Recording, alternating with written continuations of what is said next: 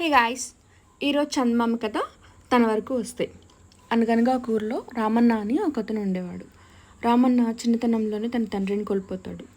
ఇంకా వాళ్ళ అమ్మ చాలా గారాబంగా పెంచి పెద్ద చేస్తుంది. అమ్మ చాటు కొడుకులాగా పెరిగి రామన్న సోమరిపోత అయిపోతాడు.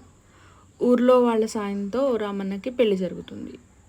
ఇంకా భార్యను పోషించడం కోసం రామన్న ఏ పని చేయకుండా దొంగతనాలకి అలవాటు పడతాడు.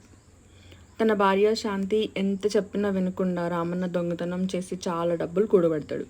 అయితే రామన్నకి ఏదో పని ఉండి ఒక 2 days సిటీకి వెళ్తాడు. వచ్చి చూస్తే తను దాచిపెట్టుకున్న మనీ కనిపించవు. శాంతిని అడిగితే, నువ్వు ఇట్లా ఊరు వెళ్ళిన టైంలో దొంగలు పడ్డారు మన ఇంట్లో, డబ్బులు మొత్తం దోచుకెళ్ళిపోయారు అని చెప్తుంది. రామన్నకి చాలా బాధ వస్తుంది, కోపం వస్తుంది. అసలు ఇంకా కంప్లీట్ డిసప్పాయింట్మెంట్ అనమాట. అర్రే ఇట్లా పోయినవే అని చెప్పి.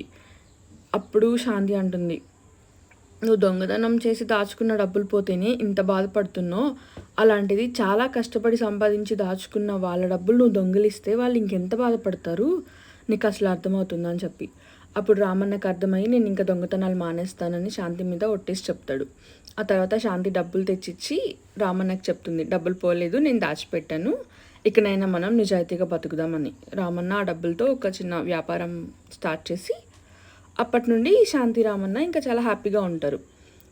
సో గైస్, దిస్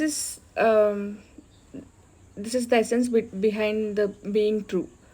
సో మనం నిజాయితీగా ఉంటే ఆ థ్రిల్లే వేరే ఉంటుంది. ఓకేనా? బాయ్.